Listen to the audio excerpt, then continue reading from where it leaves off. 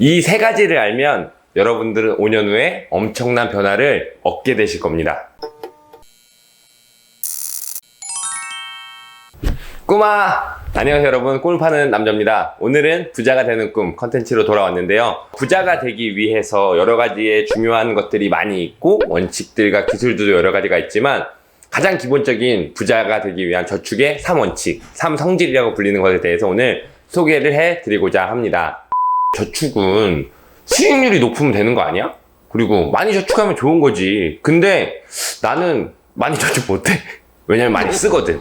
그리고 근데 수익률 높은 거 너무 위험하잖아. 난 그냥 안정적으로 할래. 이렇게 생각들을 많이 하시는 부분이 일반적인데, 사실 저축에 대해서 우리가 이 세 가지를 잘 고민해 보시면 좀 더 넓은 관점에서 우리가 안정적으로 어떠한 저축에 대한 개념을 잡을 수가 있습니다.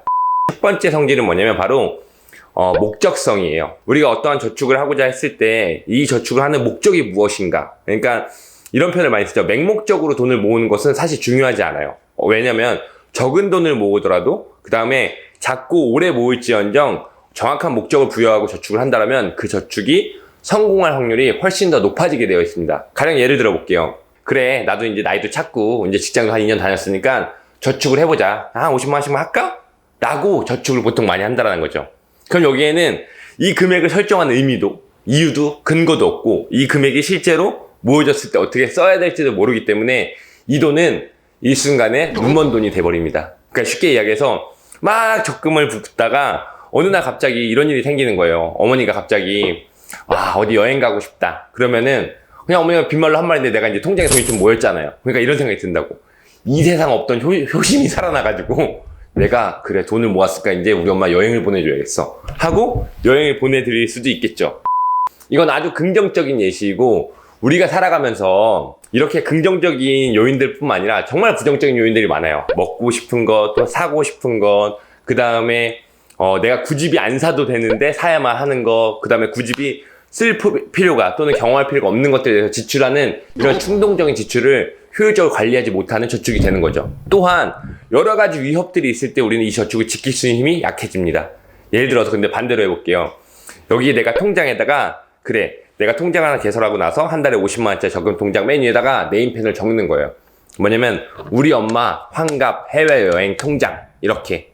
그러면 이 통장에 명확한 목적성이 부여됩니다. 그리고 어지간한 유혹이 오더라도 깨볼까? 이 돈을 깨서 쓰면 정말 이 문제가 해결될 텐데 라고 생각을 하다가도 아니야, 이건 분명히 우리 엄마가 환갑잔치 때 내가 엄마 미국 여행을 보내드려야 돼 라는 정확한 목적이 있기 때문에 쉽사리 깨지 못한다는 거죠. 그러니까 정리하면 여러분들은 저축을 하실 때 어떠한 저축이 됐든 어떠한 상품이 됐든 간에 중요한 것은 그 상품의 목적을 명확하게 부여하시고 그거를 생생히 적고 기록하셔가지고 반드시 그 목적이 달성될 때까지 그 저축을 유지하셔야만 한다는 겁니다.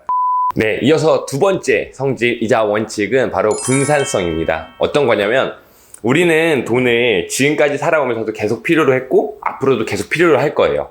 그러니까 지금 가령 내가 30살이다 하면 지금도 돈이 되게 중요하지만 31살에도 32살에도 또 35, 40, 50, 60대마다 각각의 이유로 우리는 돈을 필요로 하게 될 겁니다. 그리고 반드시 지출해야만 하는 그러한 저축의 사용 용도들이 있다라는 거죠. 그런데 이제 우리는 그러면 그 기간별로 또는 그 목적별로 나눠서 저축을 해야 되는데 대부분 사람들은 그런 것을 간과하고 일단 지금 내가 할 수 있는 범위 내에서의 저축, 그리고 또 당장 눈앞에 닥쳐있는 어떤 재무적 목표만을 위해서 저축을 한다는 겁니다. 그러면 가령 예를 들어서 우리가 첫 번째 달성하고자 하는 목표인 자동차를 구매하는 걸 위해서 2천만 원이라는 돈을 열심히 모았다 이거예요. 그러면 자동차를 딱 샀어요?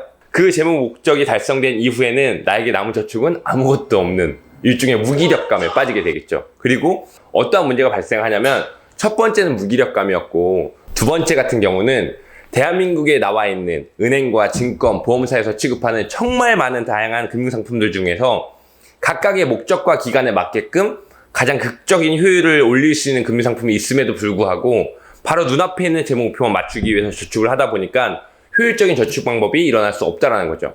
그러니까 이런 것을 좀 극대화시키면 이렇게도 말씀드릴 수 있어요. 내가 만약에 평생 동안 저축한 돈이 3억이다라고 했을 때 매일매일 눈앞에만 있는 재무 목표를 달성하기 위해서 저축했던 분들은 실제로 내가 3억을 저축해서 3억 5천만 원도 못 받게 되는데, 그 분산에 따라서 목적에 맞춰서 여러 가지 금융상품으로 가장 효율적인 금융상품을 선택했더라면 실제로 3억을 투자해서 8억, 10억 이상의 돈을 되돌려받는 효과를 얻을 수도 있다는 겁니다. 그래서 두 번째는 바로 목적에 맞는 금융상품들로 인해서 분산 투자 또는 분산 저축을 해야 된다는 것이 바로 두 번째 성질, 분산성이었습니다. 마지막으로 세 번째는 뭐가 있을까요? 세 번째는 바로 여러분들이 가장 두려워하시면서도 공감할 만한 바로 강제성이죠. 어떤 강제성이면 저축을 안 하면은 누가 때리나? 이게 아니라 내가 이 저축을 쭉 유지해 나가지 못하면 어떠한 나한테 브레이크를 걸어줄 수 있는, 아니면 또는 어떠한 페널티를 줄 수 있는 그런 장치를 스스로 마련을 하셔야 된다는 겁니다. 인간은 절대 자율적인 존재가 아니고 절대 어떠한 마음에서 우러나서 내가 모든 것을 통제할 수 있는 그런 존재가 아니란 말이에요. 여러분들 헬스장 3개월 또는 1년 끊어 놓으시고 몇 번이나 가보셨어요?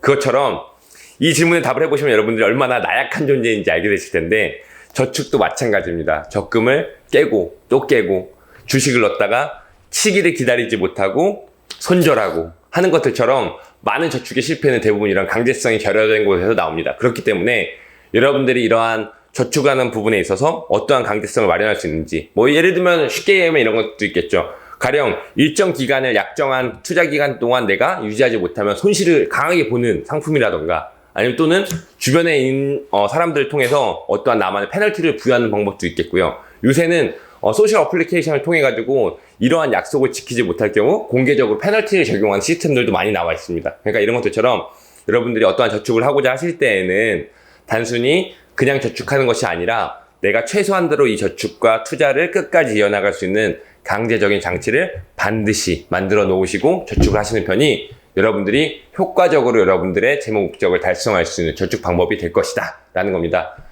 그래서 오늘 정리하면 첫 번째 뭐였죠? 첫 번째 목적성, 두 번째 분산성, 그리고 세 번째 강제성까지 해서 여러분들이 지금까지 해오신 저축이 이런 세 가지 성질에 부합한 저축을 해오셨는지 또는 투자를 해오셨는지, 또는 그러지 않았다라면 앞으로라도 이런 세 가지의 성질이 충분히 부합되고 적용돼서 여러분들이 공감할 수 있는 그런 저축 해내셔서 모두 부자 되시기를 응원하겠습니다. 그러면 지금까지 꿈을 파는 남자였습니다. 꿈빠!